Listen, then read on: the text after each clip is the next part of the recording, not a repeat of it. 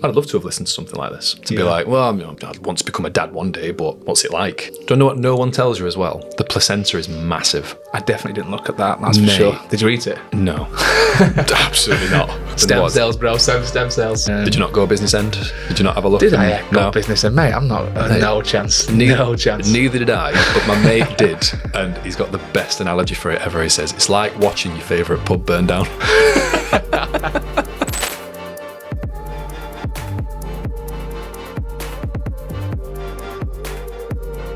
Welcome to the Fit Dads podcast. I'm Brad Thompson. I'm joined by Ryan Dutton, and big topic today, right? We're going to discuss how to prepare to become a dad. This is the expectation versus reality of probably our lessons so far, what we thought it would be like, what it's actually like, how it's affected his life. But yeah. Great for expectant dads if you've got a little one on the way, or just parents in general, I guess. It's a bit of a whirlwind, isn't it? So we're going to go over our experiences. I guess we'll go right from kind of day one to where we are now. Granted, we've only got one kid each, so if you've got more than one, we might not be too much help, but we can give you some things and some ideas to prepare for. The inspiration for this one probably came from a client of mine who isn't a dad, doesn't plan on being a dad just yet, but he sort of wants to sort of get his house in order, shall we say. And it really inspired me to probably bring this topic forward, because I'm thinking, well, if he's asking that, it's quite forward thinking. But before we dive into it, mate, little catch up. How's life? How's everything been? It's good. What I've been up to, a lot of barbecues, mate. I've been loving barbecuing recently. The biggest of all the dad jobs, I would say. Head of the kitchen, in the garden. I've had a few disasters. Oh, yeah? Yeah. Recently? Yeah. Have you seen those? So when you light the barbecue, there's different ways of doing it, isn't there? Some have got it's little blocks you can light, little wood blocks almost. You can put those in there. You can get like a liquid that you squirt all over them. That is by far the best approach, by the way. Okay. What I wouldn't recommend is you can get it's almost like a gel. It comes in like a tub, and you gloop it over the coals. You light it. However, I made a huge mistake by putting some of the gloopy stuff over it, but it only goes in like blotchy patches over some of them. It doesn't light all of them, so you kind of have to put a little bit on every one. So I'd lit a few, they were flaming, they were up, and then I tried to put some more of this stuff on the other coals while the flames were going, and it went into the thing I was holding it and shot it about, I don't know how high, I want to say at least 100 metres up into the air. Fortunately, it landed on the road outside our house, but if it had gone in the other direction, it would have been disastrous. I would have been sheepishly knocking on neighbour's door saying, have me explosive back. I've just launched into your garden. That's not the fail I expected, mate. I expected a few burnt sausages, I'm not going to lie. Oh, no, I'm a decent. I'm not burnt sausages, mate. Come on, I'm past that. I'm a veteran. But when it comes to lighting the barbecue, complete novice. Fair. Is it one of them? I don't know, what barbecue have you got? Is it one of those cool, like, American style? Yeah, it's decent. Yeah. It's got it's like it's a big one. It's got a little thing on the side where you can put your kind of chopping board and get all the stuff prepared. It's obviously a coal one. Anyone who's cooking with a gas one, let's be honest, you might as well just cook in the kitchen. Basically, yeah. I'm not about the kind of gas ones.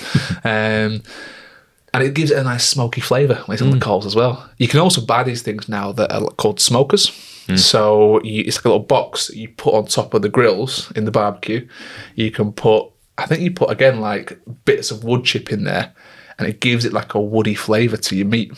So, I think if you want to try and give it that extra bit of flavour, opt for those. Aldi actually had one, believe it or not, in the middle aisle. Yeah, Aldi have got some really good barbecue stuff at the moment. I'm sensing like smoked barbecue if you've been there before, like the massive turkey legs that it's got like it's decent flavour, isn't it? It's awesome. Love smoked barbecue. It is sick. I mean, it's a gym goer's dream, really, right? And it's just protein on protein. Yeah. All the meat, unless you're a vegan. It's terrible. Avoid it at all costs. Yeah, avoid it at all cost if you're vegan. But just tucking into my energy drink as well, mate. This is actually this is a leftover one from the episode we did on energy drinks. I'm ashamed to say how many of those I've got through in the past week. More than I would care to admit. But I've saved this one till last because the name says it already. For the viewers at home, it's called Hell. Green apple sour flavour. It's actually really nice. Do you want to try it? I might try it. Yeah, nice. I'm thinking like apple sours, but it is basically like a long apple sours. Basically apple sours. Yeah, can confirm. That's brought back some night out PTSD. That Reminds me of, did you ever used to go out in Sheffield when there was basement, that club basement? Yeah, and it was like downstairs. They used to give out like apple sours for like 50p. Yeah. So I remember going in there and I'd have spent like no money all night, just rob some drinks of everyone as a student, go in there, spend like a fiver, be wasted, and then just go to some club and lose my head. I thought you were going to say you're going to like walk out, like put your hoodie around your like waist or something, walk back in, walk back out, put a hat on, walk back in, put a mustache on. I also remember as well, there was a time, it's probably the only time I've ever blacked out from alcohol was in, where were we now? I think it was Iron Apple. And for whatever reason on this day, it was a bit quiet. So we've gone, right, lads, we're just going to have our own little tear up. Went to this bar. And it's one of them ones where it's kind of like very open and the bar's like right at the front. And we sat on these little chairs outside, necking a few shots. And we made like this bet with the barman. I can't remember what the bet was over. But the bet was something around whoever wins basically gets a bottle of this apple sours that he was pouring shots from. And he goes, yeah, go on then. So we had a bet of him. We won. And he just gives us this bottle of apple sours to walk down the kind of strip with. And I'm thinking, brilliant, I'm spending no money tonight. This is my drink for the night. Within about 10 minutes, I've necked 3/4 of it. Jeez. And I was, when I say blacked out, I don't know what happened. My mates went down the strip and I just went, I'm just going down here for a second to Chunder. Went to Chunder. Next thing I know, someone's tapping me on the shoulder. And I've opened my eyes up and I can't move. I'm cognizant. I know what's going on. My legs and arms won't respond. Oh, no. And I can't get up and someone goes, are you okay? Do you need a lift down? I'm like, I remember saying to him, yeah, I'm just having a little sleep. I'll be fine. And he was like, all right. Big strong lad like you, mate. I feel like that's a nightmare for getting you home because who's going to carry Ryan Dutton? Well, I had to check my phone at that point because I remember thinking, shit, have I been robbed? My phone was still there, wallet was still there. I was actually that impressed. I went back to sleep. Yeah. Yeah. I'm too knackered. I can't get up. My legs don't work. Nice. I go back to sleep. So I remember waking up again, and when I woke up again, it was light. And I'm thinking, oh, this isn't good. What time is it? Thinking it's like 3 days later or something. It was like, I think it was like 6, 7 a.m. by this point. I got up, legs worked at this point, and then, sheepish walk home and still have my phone and wallet. I was like, yeah, that's quite big respect. Respectable around 9 after. Yeah, big respect. We got a mad tangent again. Mad as tangent, always. mate. This is How's what we your do. week been? What you been up to? It's been good. Wheels are fully in motion now. I've got a new project that I'm working on, which I'm very excited for. Something called the Purposeful Trainer Academy, which means a lot to me, especially that first word, essentially helping newly qualified PTs take the first steps into the fitness industry. And it's, as you know, mate, it's a big passion of mine. I remember having this chat with you a while ago, actually, and you were probably the one to give me a nudge and say, just get it started, mate, get it done. And I'm happy with everything so far. It's just, it's taking up a decent bit of time, but I could think of no better way.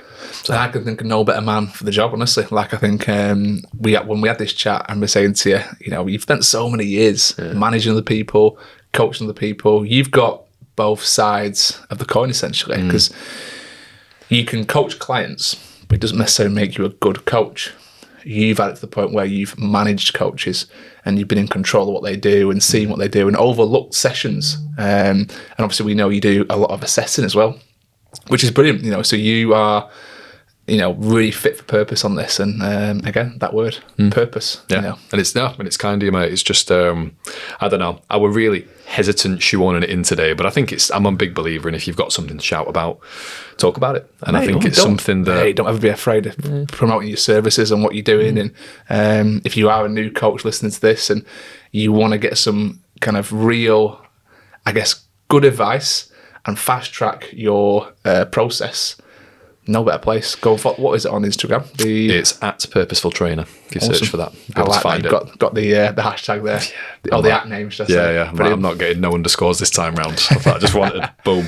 Which and I think that's important for me to say because I wanted to create something that I wanted when I first started, and that's always been the passion behind it. So brilliant. Yeah, I'll refer to it as the PTA from now because it's a bit of a mouthful. The PTA. PTA. Yeah. Oh, that brings back memories of school. That's my downside. I overlook that. Yeah.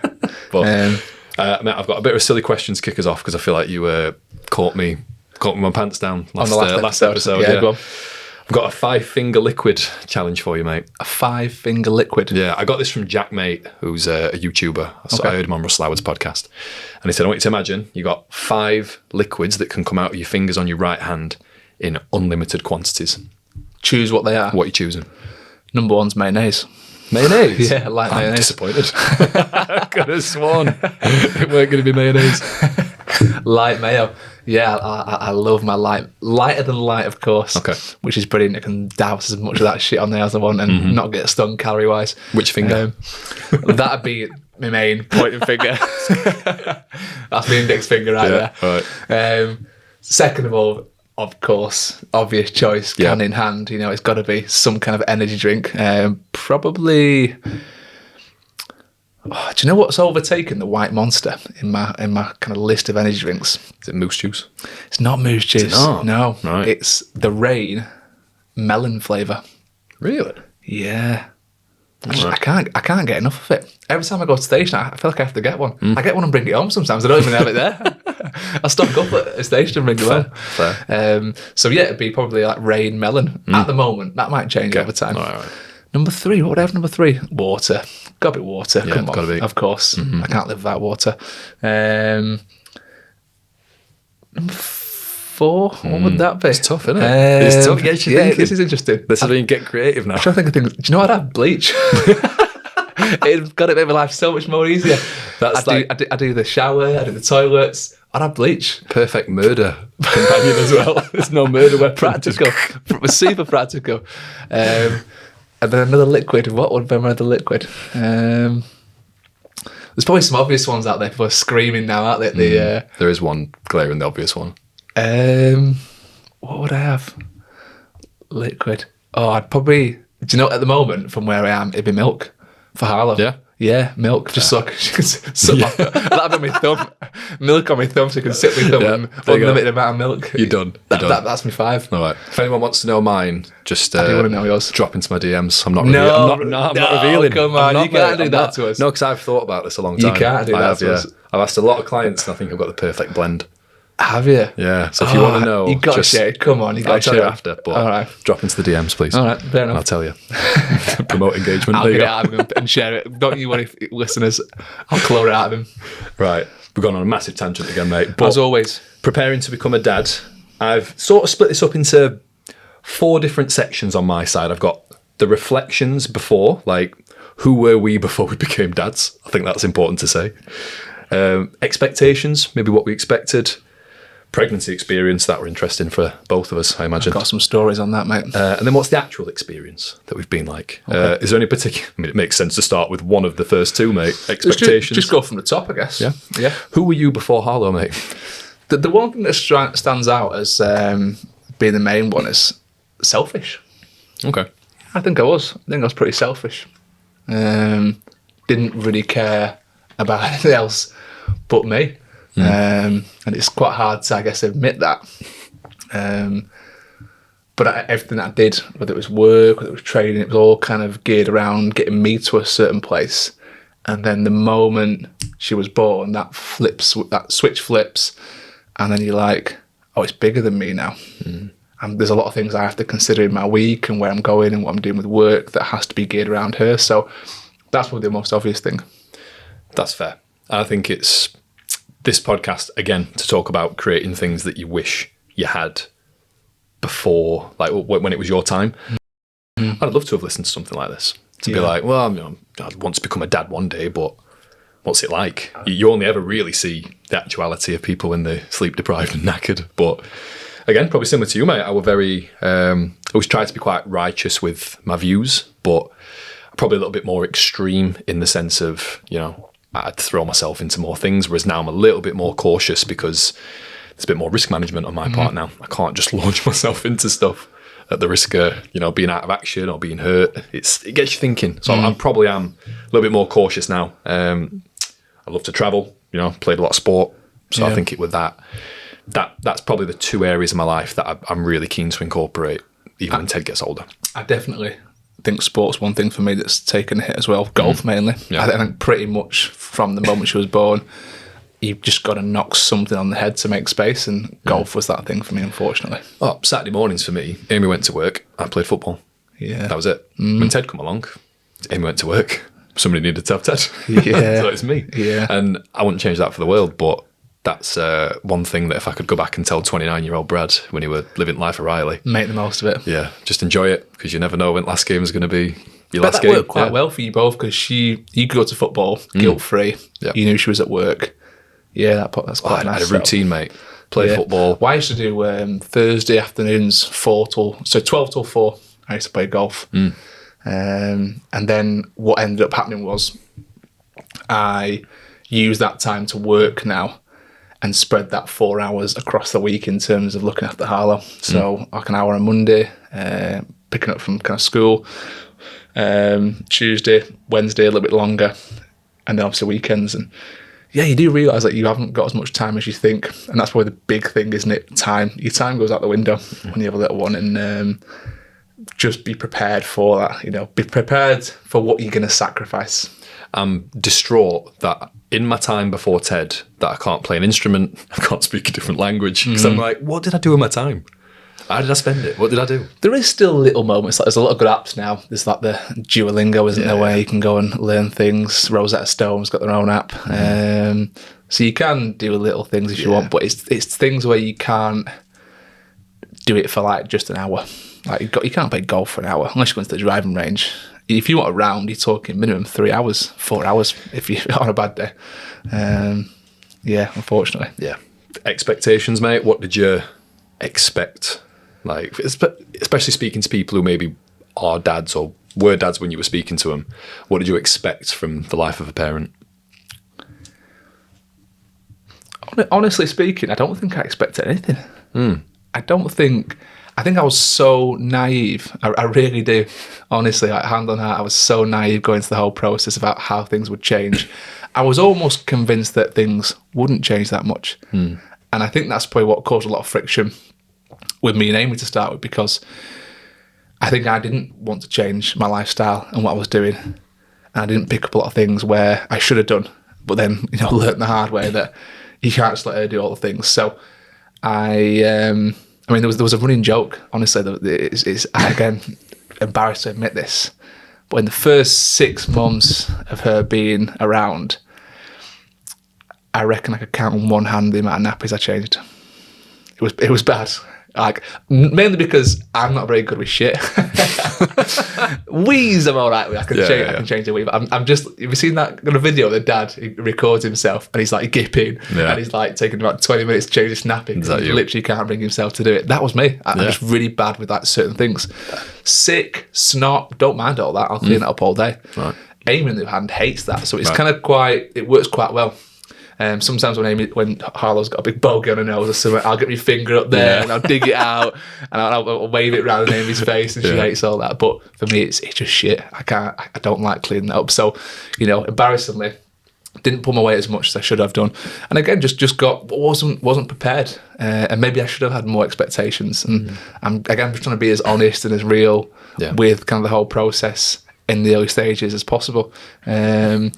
But be prepared for that, for sure. Be prepared to change some nappies. Same, and from speaking to my mates who were parents before I became a dad, like, they talk about sleepless nights, talk about having no time. My mates who were really into training were like, yeah, get ready. You'll have no time to train. And I think a lot of people speak in extremes, which I didn't appreciate. So I think I went in expecting to almost be the anomaly. I thought, I'm going to go into this and I'm going to strike a really nice balance. And I almost determined to, just out of spite of maybe the popular opinion, if that makes sense. And that's how I work. If I hear enough negativity enough, I'll be like, no, fuck you. I'm not having that. And it is interesting to like get into the mind of knowing what's possible. And I like seeing things to their extreme so I can sort of know where I want to land on that scale. I definitely saw that going into it. I think... I think the expectations are something you want to get really nailed down, for sure. And do you know what I think really helps with that? Speaking to people who've got kids. Yeah. Like speaking to friends who've had kids. You might not be able to relate to what they were saying. I remember one time, actually, I went on holiday with a friend who went on a stag do. And I knew that it was like his moment to like get away from the family and just have a bit of a boys' trip. And he spent most of it just messaging missus and FaceTiming him every night. And I'm being like, come on, mate, have a few days off. But he's like, yeah, but I really miss them though. Like I really, it's like one of my big first trips away from them, and I really miss my missus and the little one and what they're up to. And I hate the fact I'm missing some things that he's doing. And I just didn't get it. I was like, yeah, but it's 3 days. You'd be okay. And when the first time I went away, and I was away from Harlow, I was exactly the same. Probably worse. Probably worse. Yeah. The worst bit with that, by the way, is when you get like months and years down the line, and like I stayed away in Worcester a couple of months ago, and I'm ringing Amy, FaceTiming her, and Ted just didn't care. Oh, really? Yeah, genuinely. I were really bothered. And Amy's just like, I get to sprawl out in bed, I get to like, and Ted's just like, yeah, I'll see you tomorrow. And he went wrong. I'm like, cool, all right. I definitely got that vibe as well, actually, to be fair, thinking about it, yeah. But they're too young to really like miss you. Harlow's getting to that age now where she says, like, when I go and pick her up from nursery, she goes, oh, I miss you. I'm like, stop it. Yeah. There's something called object permanence, which I'm sorry for going sciencey with this again, which is like, kids get to a certain age and they realise that when something's not there, it still exists. And that's, I don't know what age that is. It must be like 18 months, something like that. So that's why they probably find like peekaboo really interesting, because they're like, oh, where'd they gone? And then you appear again, they're like, oh, they're there. She's still in that. She's coming in. out of it a little bit, but she hides in the covers, and I slam my hand on the bed around her, and I'm like, where is she? She's under here somewhere. And I can hear her giggling under. Oh, it's amazing. Yeah. That's one of the best things. It is cool. And it's that way. It's just another expectation I think everyone forced on me is you'll never have any money, you'll not be able to do anything. And that were a hard realisation when you're trying to be really, you're working class, you're trying to be quite self-sufficient. Yeah. You've got to a stage where maybe you can have some nice holidays, you go away, you can enjoy yourself, and you go, oh, is this what this cost is going to be? Is it going to be sacrificing X, Y, and Z? And you have to weigh that up for sure. Yeah, unfortunately, there's a big cost to kids. They're not cheap to have. Nursery fees, clothes, food. Even when you get them, there's loads of things you need initially, like a bed. You need what they call an ectomy crib. Yep. Loads of little hidden costs with kids that just add up, unfortunately, in your monthly bills. But again, you have to change your lifestyle. Yeah. Like, if you are a single man, single woman, or you're in a relationship and you've not got kids, enjoy it. Like, really enjoy it while it lasts. I don't want to sound negative, but there comes a point, if you've got kids in your future plans, things will change and your expendable income, unfortunately, will just take a little bit of a hit. Ted's first pram cost more than my first car. Really? Yeah, straight up, yeah. Wow. Yeah. Wow. And I'm like, Jesus Christ. I'm like, has this got what engine's this got? I'm glad you mentioned prams, because I remember the first time we went pram shopping, I was like, well, I've got a golf buggy. Do you reckon I can just, like, it's motorised? Do you reckon I can just put that on top somehow with some attachment? I think the reason I've thought of that, because I'd not long bought my golf buggy. And it's a fancy one, like all bells and whistles, got GPS on it, tells me all the like different hazards that are on a course I don't play at. It's got hundreds of thousands of courses on there that you can find. Motorised, of course, so I just like walk up while it's kind of taking itself up the golf. Brilliant. That's sick. A few months later, I'm buying prams. Cost more than my golf trolley. I'm like, has this got GPS? Can this tell me? Is this motorised? Can you tell me where to drop her off and where the hazards are as well? Yeah, it's just them little things, them like hidden costs or not so hidden costs, but things that you're like, I did not expect that to cost that amount. Yeah. And it just gets you thinking. So they were my expectations, mate, that nothing were going to really change, you know. And I'd say for us, life arguably didn't change as much because, our bodies physically aren't changing. Yeah. Whereas for the missus, mate, like body change, complete lifestyle overhaul. Like it's not just those 10 months that they're carrying a child. It's the rehabilitation afterwards. It's the going back to work part-time. It's a big change, mate. You see every aspect of it. And in the early stages, there's that joy and elation. I remember the first time me and Amy found out she was pregnant. It was like this really weird sense of, wow, we're doing this. Like, this is happening. Like, I'm going to be a dad. It's a real, like, pride feeling. And then you obviously, you wait until it's all kind of, they're all clear, 12 weeks, you tell parents, that feeling's reinforced. You then start seeing a little bump appear, and you're like, oh my God. And then you put your hand on the belly and it starts moving. There's all these different stages. And then when it starts getting kind of like towards the end of the pregnancy, that deep realization sets in of like, oh shit, this is real now. Like it's coming. Because when you first find out, you've got 8 months, but that's a problem for 8 months' time. Yeah. They're experiencing it every day. They're getting nauseous. They're getting sick. They know it's coming probably quicker than we do. And I guess that obviously leads up to the birth. How was your birth? Our birth. Yeah. No, it's interesting because we were expecting Ted around COVID time. And that was a challenge in itself. So we were both off work. We were both furloughed. Did she get pregnant before COVID? So Amy got pregnant in January, and then March time was when the lockdowns happened. So literally, as we were roughly finding out. That's interesting, isn't it? Because in January, there was the first kind of murmurs and whispers of like COVID being on the horizon. It was this new thing in China. Yeah. It might spread over. Yeah, really, really, really sketchy time.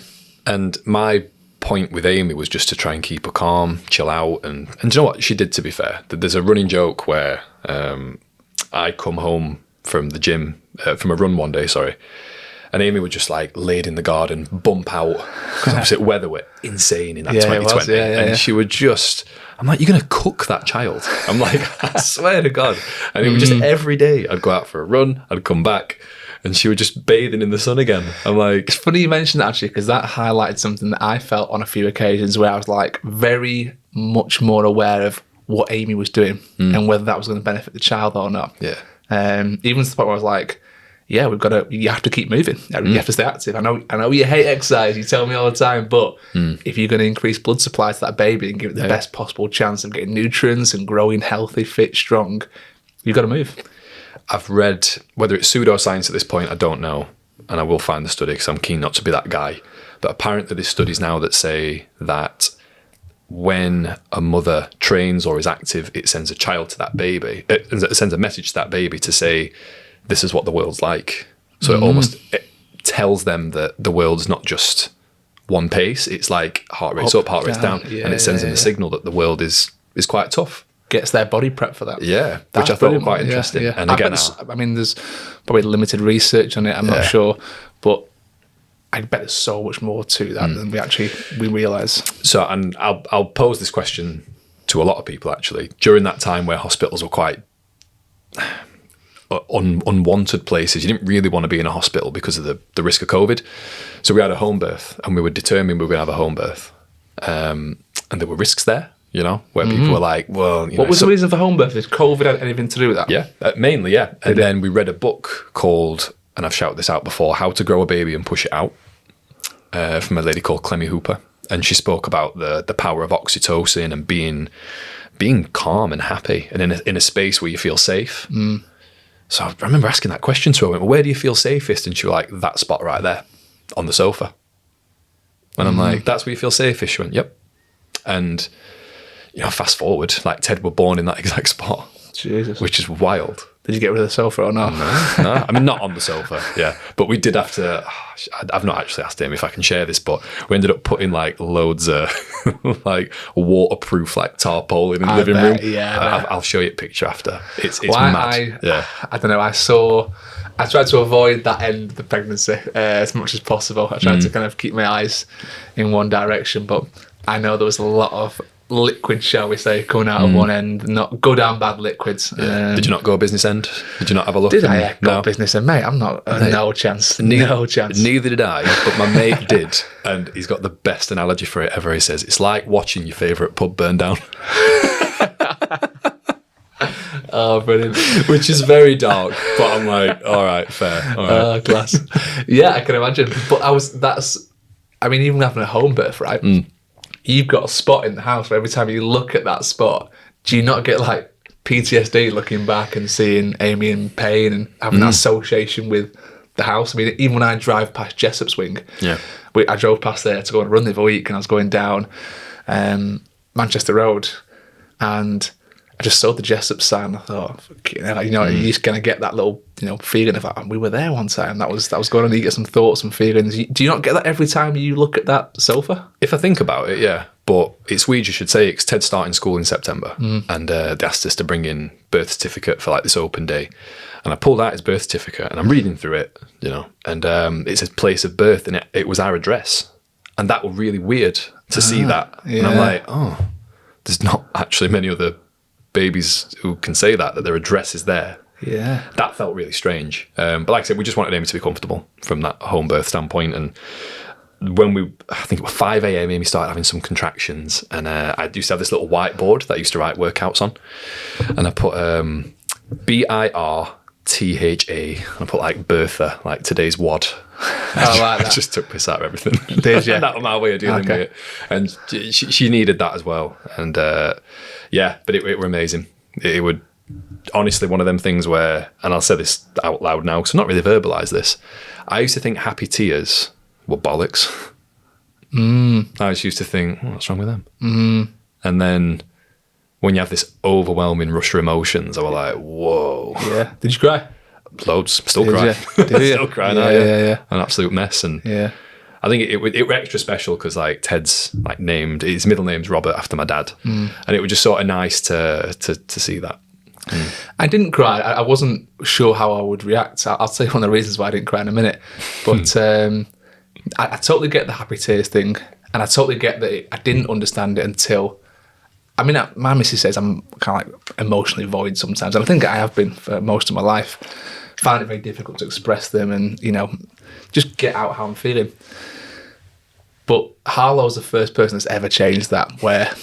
to the point where sometimes in the first probably 18 months, I get it every now and again now, but in the first 18 months she was around, I remember thinking she was so precious and so important and I loved her so much that I remember just like driving somewhere on a few occasions and I just started crying in the car uncontrollably. And I don't know why. It wasn't sadness, it was happiness. It was a weird, and I still now can't explain why it happens, but she'll just come into my head. I think about how amazing she is, how much I love her, how precious she is to me and everyone around her, and I'll just like have a little cry. It's weird. I don't do that with anything else or over anyone else, about anything else. It's only about Harlow. Whilst we're on a bit of a melt fest, there's a song that my dad used to love. They're a local, well, there used to be a local Sheffield band called Section 60. Now, this song called Dream of Mine, and my dad used to love it. He used to sing it like just around like the kitchen. I have to be careful here. But he's and I once I put my playlist on shuffle. I'm holding Ted. He must be like a month old, and that song come on. I just couldn't even hold it in. And Amy walked into the living room and just instantly cried. And it would just. And every time I hear that song, like it's a nice one. It's a lovely song as well. And there was a song actually I remember, and we can get onto this as well. Like the moment after she's born and that feeling, like that rush of endorphins that lasted for me like 12 hours afterwards. That's an undescribable feeling that you'll never experience, I don't think, unless you have kids. That 12 hours after they're born, where you feel like the proudest bloke in the world, that you feel like you've really, I don't know, if you feel accomplished, you feel like just proud of what you and your missus have done. And because there were some complications with the birth, we had to use forceps. I didn't use forceps, that's for sure. The doctor had to use forceps to get Harlow out, so she had to stay overnight, and I basically went back home that night. And I remember driving back at like 4 a.m, and there's a song, I think it's by someone called Big Blue Mountain or something like that, and it's called Baby I Love the Way. It's the one off. It goes, "Ooh, baby, I love the way." Yep. What's it on now? It's on a movie. It's on The Rock. What's it called? That movie, I can't remember it. Jumanji. It's on Jumanji. Yeah, it's on Jumanji. Oh yeah, it is. Yeah. And it's like when that girl's dancing and she's beating all those guys up. I remember that song came on the way home, and honestly, mate, even now, every time I hear that song, I'm just taken back to that moment, get a bit emotional. It's weird how songs are triggering like that. Do you know what no one tells you as well? The placenta is massive. I definitely didn't look at that, that's for sure. Did you eat it? No. Absolutely not. What happened stem cells, bro. Stem cells. Ted was born, and then Amy realised that the midwives haven't been offered a drink, so she went to stand up 2 minutes after birth, and I'm like, get back down. All right. And then she was like, "Oh, Amy, we still need to birth the placenta." And she was like, "Oh yeah, we do, don't we?" She's like, "Brad, can you remember the time placenta were born? Just hang fire." Matt, I remember what time placenta were born. That's it, born like it's alive. But then I'm like, How long after the birth was it? I think it was 12 minutes. Was it? Yeah, because I remember just like... I don't remember any of that. No. 12 minutes? I don't know. Do you know why I didn't remember that? This is the most embarrassing story of the whole kind of pregnancy or birth process. I almost passed out twice. I basically fainted twice, like during the pregnancy. Number one was when she had epidural. Have I told you this? I think so, yeah. Number one was the epidural. So she was in loads of pain, bless her, like just uncontrollable amounts of pain, wriggling in the bed. She had morphine, gas in her, it wasn't working. Decided to give her an epidural, and she had to like sit up on the bed with her legs over one side, and then I had her kind of hands here, and I was looking at her, and then this little tray comes in. And as the tray comes in, it's like different needles on there. They put one in there, and I'm looking at this one needle. It's a big, hefty boy, and it's not like a straight needle. It's like got little jagged bits like this. That's it? Coming out. Yeah. So it was like, it was weird. And so I think they made like an incision and then put that one in afterwards. And I'm looking at that, and I don't know why. Don't ask me why. I just started imagining what it would feel like to have that poking in my spine.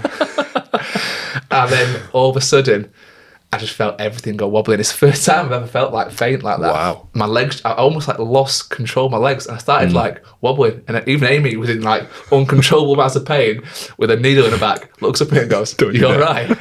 And all of a sudden I remember like my ears just started ringing and I couldn't hear anything.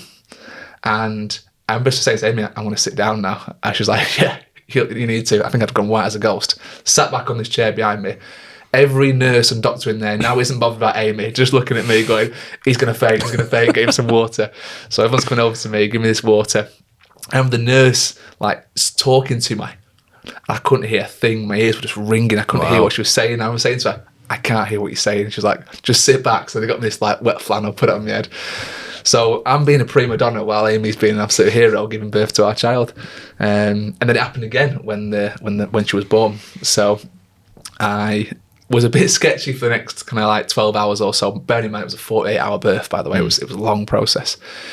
And then as the kind of babies come in, forceps are in, I just start feeling like a little bit faint again. And so I'm still by Amy at the bed, and I'm gripping Amy's hand really tight. She goes, "Let go of my hand." I was like, "I can't," so I'll fall over. So I'm gripping the bedpost, gripping her hand, and I was determined to stay on my feet for this. I definitely could have. I mean, my ears were going again, my legs are gone. But I remember thinking, I've got to stay on my feet, because if the baby comes and I'm forced to hold her, I want to be able to hold her. I don't want to be sat down like. So got myself through that one. But yeah, highly embarrassing. Yeah, you just feel like a spare part as well, don't you? Like maybe. I feel like your imagination probably ran wild, especially when you said, "I'm thinking about it now." What would that feel like in the spine? I don't know why I did that. Never done that before. I've had loads of needles before. Been fine with them. Yeah.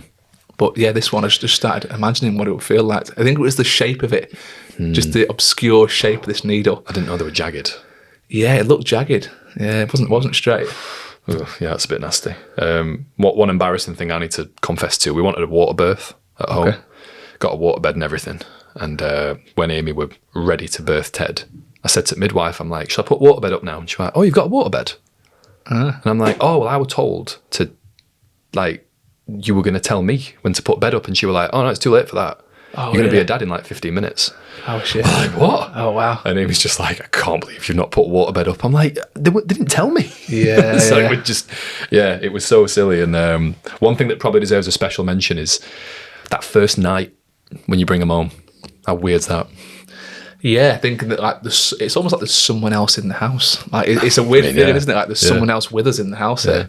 But yeah, even like the respect I found Mrs. after is like phenomenal. Like I didn't really know what she was capable of, because I've not trained with her. I've not seen her exert herself. I've not seen her go for any kind of physical pain before. So when she actually births your child, oh my God, like even now thinking about it, I'm like, what an absolute superhero. It's even like actually growing the baby. They're not even thinking about it. It's just happening. Yeah. Do you know what I mean? It's just they don't have to do much. I mean,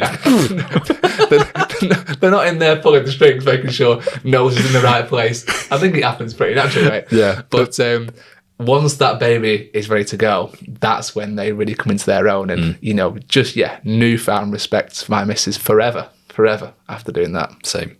I let go of that. And so one thing we noticed with Amy, she said it just sort of, I knew what to do. And I'm like, but you've never done it before. She's like, yeah, but I knew what to do, like instinctively. There was something instinctive there where she's like... I think the contractions just make you want to start pushing almost. I think I think it's just basically a genetic thing that happens involuntarily. These contractions start and you just have this kind of overwhelming urge to start pushing. Like I said, I'm speaking anecdotally here. I have no concept of this, but that's the way Amy described it to me. Yeah. I mean, in terms of your actual experience then, Ryan, what's it been like being Harlow's dad for the past, 3 years now? Like I said, you learn on the job, don't you? Nothing really prepared me. I was massively underprepared, I would say, mentally, when she was first born. But after that, I was very much guided by my missus. I think she's been an absolute superstar in terms of showing me what to do and how to approach things, how to just be a good dad as well, which I think a little bit is intuitive. We pick these things up from our own experiences. It's amazing how many times I say something and go, can I sound like my dad there? Yeah. But she's a teacher and she's worked in nurseries. She works in year 1 now, so she's really good at that kind of beginner level age. So I was just kind of guided by her, and definitely in the first few months, probably even the first year really, I would say, I felt like a spare part. Because every time you get up to go and get them out of bed when they're crying, she wants milk. When she wants comforting, she always seemed to kick off with me, and Amy would be like, oh, it's okay, just give her it, that's fine. And Amy was really happy to take the lead on that stuff. But it got to a situation where I think the baby then really wanted Amy most of the time, and so I felt like a real spare part. It probably wasn't until maybe she was, I want to say maybe past a year, around the 18-month mark, somewhere around there, when they start becoming very aware of who you are, and they want you a little bit more, and they understand your role as a dad, and you're the male around the house, and they're looking for you to kind of learn things from. It's quite a unique dynamic in that way, isn't it? The mum is really kind of supposed to teach certain things, and the dads teach other things, and I think the kid leads that to a certain degree. I've been fascinated by seeing Ted develop through this, because I remember seeing whether it was a stat or not, about when boys sort of who they learn the most from, and it's apparently 0 to 6 they can be a bit mummy's boy, and then 6 to 13 they want to learn as much as they can from the dad, and then 13 onwards it's peer groups and etc. But it makes you realise that boys and girls can be a little bit different in that sense. And it's just the relationships that you have. Like there's people out there doing this on their own, and we have to remember that's that sounds tough in itself. No idea how people do that. No. What an achievement that is, bringing a kid up by yourself. Mad respect to any mum or dad going through that process. We always joke sometimes and imagine what it'd be like if I had to bring Amy up bring Harlow up by myself, because God, I had no clue. No clue. The hard thing, and I remember listening to this quote from someone, and they said, when you decide to have a child with someone, you've got to be comfortable with, if that child grows up to be exactly like them, you'd be happy. And then I remember that sticking with me a lot from when we sort of had the chat. Do you know what I mean? Like, maybe not. And yeah, I remember that. And we were both sort of said, yeah, absolutely. I love that anecdote. Yeah, it's really, really good. And I've always said that from day one. Like, if Harlow turns out to be exactly like Amy, we'll have done an amazing job, I think. Amy was good in school. She was very polite. She was like, maybe self-confessed teacher's pet a little bit, which is not always a bad thing, I was definitely a bit more rough and ready and more class clown than teacher's pet. So I'm definitely hoping she gets some of those genes. But you're right. I think in that moment, like, I really hope they're maybe a little bit of us both, but if they're like my missus, I'm okay with that. Some of my happiest moments are when I see those two playing together, Amy and Ted, because it's quite nice to sort of, feels like an extension of you. It's like, oh, they're showing love for me, but not directly. It's like they're loving a part of me, but also part of themselves. And I remember thinking that, I'm like, what part of Ted do I love the most? Is it my traits or is it Amy's traits? And it's probably an equal measure, but one thing they don't prepare you for, mate, is when they start giving you attitude from traits that are yours. That's hard. Like, Ted is the most stubborn, knowledge-hungry child that I've ever met. And I'm like, oh, that's me. That is my traits. That's my nature. And he'll do things at his pace when he wants to do them. I'll not be bossed around. And that's quite a harsh reflection sometimes, because you go, God, am I like that? Mm. But then there's a bit of pride there, because you go, oh, maybe how much of that is nature and nurture? How much of that has he picked up from me, or how much of that's just him? But it is nurturing that in the way that you want it to be nurtured, right? You know, guiding that, you know, with great power comes great responsibility. And those are powerful traits, right? You know, wanting to learn, be adventurous, being quite stubborn is a good thing in certain respects, but you've got to learn to nurture that for sure. Harlow's not at an age really where she's kind of got any of our traits, I don't think. She's me and Amy say, like, she's her own little force of nature. Like, we don't really know whether she's going to be right as rain or an absolute madam some days. I haven't really picked up anything that I'm like, oh, that's me. That's me right there. Not yet, anyway. Did you find out if you were having a boy or a girl? Yeah, we did. Did you? Yeah. All right. We didn't. We fancied a surprise, and I was convinced I was going to be girl dad.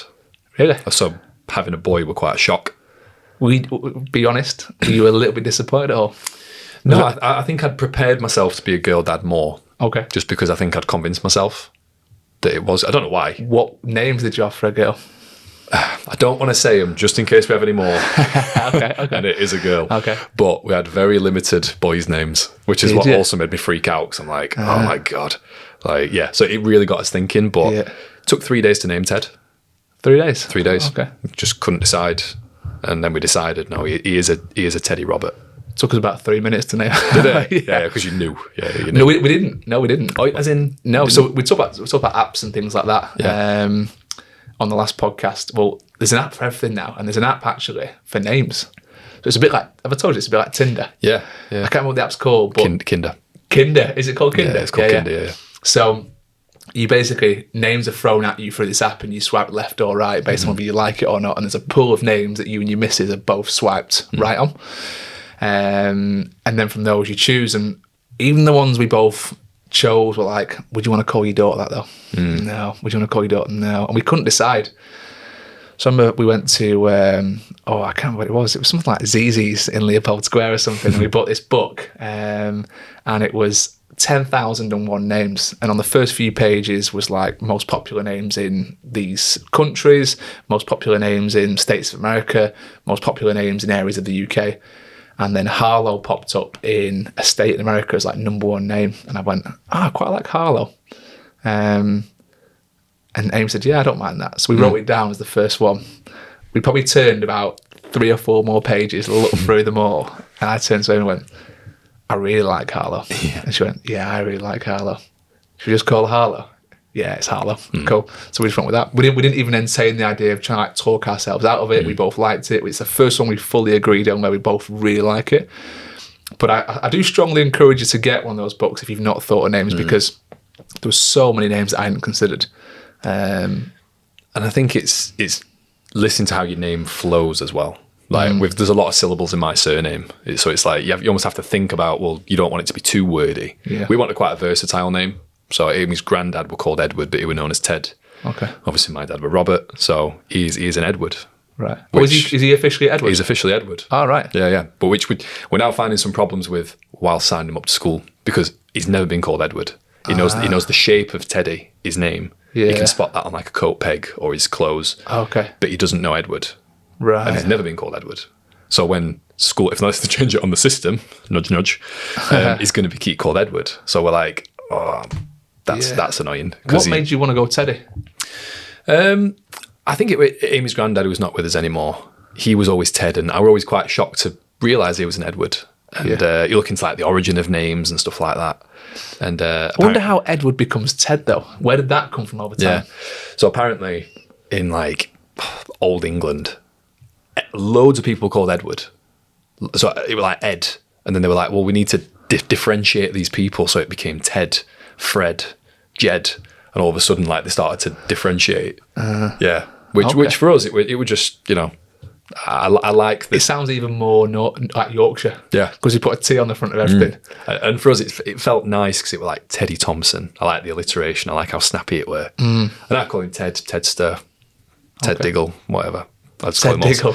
Well, there's a weird story about that. Where another reason we called him Ted, in my eyes, where my brothers, I've got to be really careful here. Me and my brothers used to, my little brother used to call my dad Ted Diggle, like Father Ted.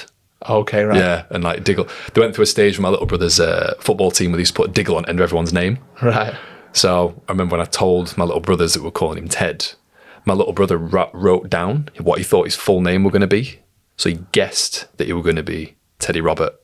And I thought that were really nice. Did he know that your partner's name, Amy's dad, was called Edward? Yeah, he knew that Amy's granddad were called Ted. Oh, okay. Yeah. So I think he had a suspicion, but it meant more that he knew it. He knew what his name was going to be. So that was quite cool. For sure. Yeah. Have any of your other kids or any of your nephews, or should I say, have they got the name Robert in the middle? No. We've had a little Louis come into his life recently. He was my middle brother's son. So that's really cool. I'm surprised more of your brothers haven't kind of put Robert in there. And then my niece is called Nova. Which is nice. a pretty cool name, isn't it? Yeah. Yeah. Nova's cool. Does remind me a bit of a Vauxhall Nova, though. There's a superhero called Nova. Is there? Yeah. So I was like, well, that's pretty cool. Yeah. Right, becoming a new dad. Any more thoughts around this? I guess obviously we've discussed the birth, discussed pregnancy a little bit, discussed a little bit of post-pregnancy and birth. What do you think is the key then to kind of, and I say this with a pinch of salt, mastering being a parent? I'd say it's going to be example. It's that word example all the time, because so much of child rearing is following what you see. Words, in my opinion, don't mean a lot. And I say that as someone who's talking on a podcast now, because they don't. It's what you do with them words. It's the actions that you take, and just sort of showing an example of this was Adam Stancy from Envisage. He'll not expect this shout out, but I bumped into him at EIS a couple of months ago, and I had Ted there. We went to go and watch Gav Walker play wheelchair rugby, and I've given Adam a high five and hugged him. So Ted's gone up to Adam, given him a high five and hugged him. And he's never met Adam before, but Ted knew that it was a safe thing to do because he's my mate. Yeah. And seeing that, like, I'd not told Ted, I didn't expect to see Adam. I didn't tell him to hug him, but he just copied what I did. And he knew that was safe for him to do. And he'll copy things that I do. And that's probably the biggest pressure that I feel. The example setting where you sort of question, like, am I even good enough? And that's a hard bit, because you have to question that I find it as a boy dad as well.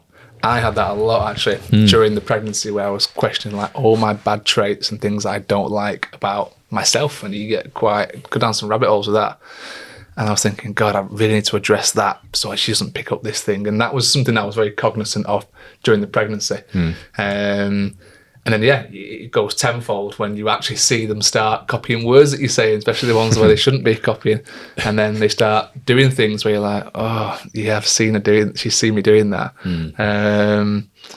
And you're very aware of your traits. And sometimes it's a really good thing, though. It can be a bit of an equalizer. It can make you want to change. It can force you to start working on behaviours and things that maybe aren't favourable and things you don't want to pick up. So it can have a good positive impact. But I'd say even during the pregnancy, just be thinking about like things you want to get better at. Yeah. It's having that fine line. And this is one thing that me and Amy's always tried to do. What does he want and what does he need? And trying to walk that line. Got another catchphrase, which is pick your battles. Like, do I really need to argue what colour socks he's wearing? If Ted wants to wear them grey socks and it don't go with his outfit, who cares? I'm not going to potentially have a kick off there. I can guide him and be like, I think this one looks better. And he goes, I don't care. Just put some on anyway. That is until they have like a rainbow t-shirt and some pink like flower pants that really don't go together. We had that situation the other day. Did you? Oh, it was the most horrific outfit, but she loves these pink flower pants and she loves this rainbow t-shirt. And me and Amy looked at her and she was kicking off, stropping, wouldn't leave the house. Yep. Hysterics that she had to take any of this item of clothing off. And then we just look at each other and go, we can't take her out like that. She looks ridiculous. We're going to take the flak for dressing her. And then, again, pick your battles. Yeah. She went out. No one made a comment, but I'm sure people picked up on it. But it is what it is. Like, the young, let them just do what they want to do sometimes. And that's another maybe talking point as well about that push-pull between things they can get away with and things they can't. Picking the battles, so picking the right battles in terms of letting them have that kind of outfit, you know, not getting too involved if it's going to cause an argument, but then also taking a hard stance on things where, no, that's not right, you shouldn't do that, and I'm not going to make that okay and acceptable in our family. I think it's allowing that self-expression to a degree. I know what you mean. Sounds like a questionable outfit choice from Harlow, that. It was. But it's that allowing that self-expression and knowing that that's how they're going to learn. They're going to learn from trying things out and then getting feedback and just being super aware. And Ted's at that nice age where he communicates everything he's feeling. Doesn't necessarily know how to deal with it, but I think I told you this. He's one of the oldest in his year. He's quite tall and he's quite strong. So he's a big kid. And I'm having to teach him that you can't just push people around. And he's quite a dominant character. He's very loud. He's very confident. But he needs to be aware that this kid's watching him and this kid's copying him. So that's a really interesting dynamic we're going through right now. And he knows that other kids are going to copy him. And he can't just throw his weight around. He needs to be kind. He needs to be careful and considerate because no one will play with him if he's not. Because one day as well, you might not be the biggest kid. You might be having a growth spurt now. Yeah, we had a real issue with Harlow hitting us when she was younger, like maybe post one. It was quite funny the first few times, and then she really starts whacking you in the face. And I remember one time I was actually fast asleep and got on a bit of a line on a Sunday morning, and I was just woken up with like a forearm smash to the eyeball. And I was like, wow. And then Amy saw it from outside the bedroom, come running in and was like, oh, you can't do that. Number one, he's asleep. That's not the best wake-up call. And number two, it's just not acceptable. And she just kept doing it. She would hit us like in almost like trying to make a point, like, I don't know what it was. She doesn't do it anymore. We couldn't suss it out at the time. But that was one thing we really had to put our foot down with and say, you can't hit people like that. Because we were worried that she was going to go into nursery and start hitting other kids. So far, touch wood, it's been all good. I had no complaints. And she's not a violent person at all. Maybe it was just like a little phase they go through where, again, they're testing boundaries as a kid. They're seeing what they can get away with. How hard can I hit dad before he tells me to stop? Maybe it's in some weird way trying to assert some dominance in the family and find your position. And they often say that kids get very annoyed when you try and do jobs for them because they like a little bit of purpose. Kids like purpose in the family. And if her purpose is, you know, getting all the toothbrushes out before people brush their teeth, don't run upstairs and get them out. Just make that her job. If she enjoys putting all the toys away sometimes in specific places, we let that be her job. She needs purpose in the family because she understands that we do lots of jobs. We do all these things and running around. Okay, mummy's doing that, daddy's doing that. She needs something to do, and that's very important. I think toddlers definitely want control, and that's probably a lot of parents might not, expect that necessarily because they're still kids, but that's what they're after. They're after a bit of control. And there were one thing I noticed with Ted, he was much younger. He got quite protective over Amy. So there were one day he went through a stage of headbutting, which I'll come on to in a minute. And headbutting, yeah, good class. And he must have been 2. All right, he could walk from quite young. Always been chatterbox. And I think I just put my arm around Amy, give her a kiss, and I think he stormed up to me, and I cuddled him, and he just swung his head at me like a giraffe, just like boom, smack. I've never had my head cut open before, ever. Oh wow, never, ever, because I've got quite an hard head, people tell me, from football. But Ted hit me, and I've got a scar there. And he just cut my head open. Jesus. And I'm like, is this how it's like diamonds? Like the only thing to cut my head open is my own flesh and blood.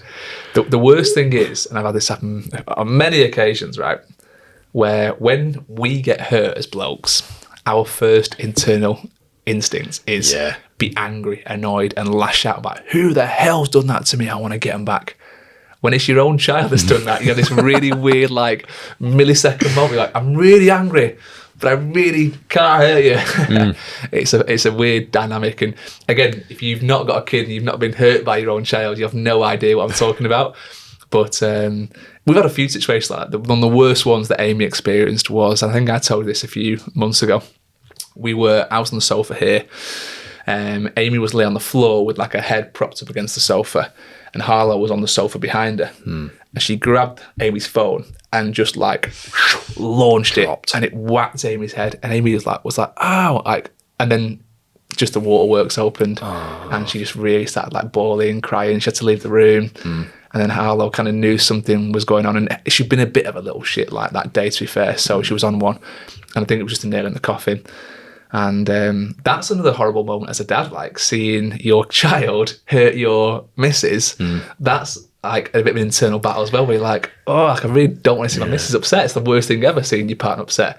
But it's also, you don't want to have a go at your little girl. So again, just different dynamics and things to be aware of. But yeah, she definitely got telling off that one. Amy was not happy. I've tried to reword that a little bit. If ever Ted gets a bit handsy with Amy, I reword it and say like, don't hurt my wife. And it's like a really interesting shift for him, because he's like, ooh, yeah, all right, she's not just my mummy, it's his wife. Yeah. And it's a nice thing to be like, I'm planting the seeds a little bit, saying you need to look after people. Yeah, definitely. I'll not put up with it. Definitely. So yeah, and it's just a kind of lesson in treating other people. But 100%. She was really young at that age. I don't think she'd do that now, to be fair. But they are just, testing some days, really testing. True. And I feel like I've tried to shoehorn this into every guest that we've had on, but it only seems fitting that we do it to us now. Right. About 3 words that sum up your parenting experience. Oh. Because I've thrown this on you, I don't mind going first. Whilst you have a think. Yeah, you go first. I'll have a little think about this one. Obviously, because I've tried to curate this question, I've had a while to think about it. My three words are adventure, challenge, and happiness, I'd say. I've never experienced all those things in equal measure. Yeah. Never had a bigger challenge, never had more adventures, and never been happier. I love that. Yeah. Perfectly summed up. Copy it, mate, if you want. I'm trying to go mine now. How's it made me feel? I guess some of my parenting experience. Yeah, it's a good. So I was really worried actually that you were going to ask me this one day. Yeah, sorry, mate. I'm going to go with introspective. It's forced me to think about who I am as a person, the messages, like we said, that you're passing on. I'd say number 2 is enamoured. Like, I've never been enamoured by someone in the same way that I am with Harlow. Like I said, I can just get me in the right day at the right moment, listening to the right song, I will bawl my eyes out instantly, like almost on the spot, crying, which I've never experienced before. So enamoured is the second one. And then third one, it's just got to be love. Because I think she's brought so much love to this household, to our family. I see the way she is with like the grandparents and how they get like almost this second chance to have kids again. Like the worst part of having kids is the good times and the bad times. The best thing for grandparents is they get the little one and have to hand them back at the end of the day. So they get this new sense of like, we've got this new child in the family. And they remember, I think parents remember what you were like, because the one thing that parents miss when kids get old is those early stages when they're innocent and you were the little baby. Parents miss that, they do, and I can tell my mum misses that about me and my brothers. She misses the fact that she can't just like grab us in her arms anymore and rock us and give us a little snuggle. So when we have when parents become grandparents, they get to relive that again, which is really nice, and they get to show that same love and affection. So just the love that she's brought to our family, absolutely. I think they're all brilliant words, mate, you've thrown out. Some big words, but I like them. You put me on the spot there. Yeah. And in a way, I don't know, I were hesitant to do that today, but I sort of thought, yeah, he can spitball this, he's all right. I could probably name about 10, to be honest. Yeah. Frustrating. Pain in the ass. Yeah. But they're probably the 3 that I just spring to mind and are the most stand out. Lovely way to finish, mate. Absolutely. Guys, thank you for joining us on Fitness Podcast. We'll see you next one. See you soon. Cheers, mate. Awesome.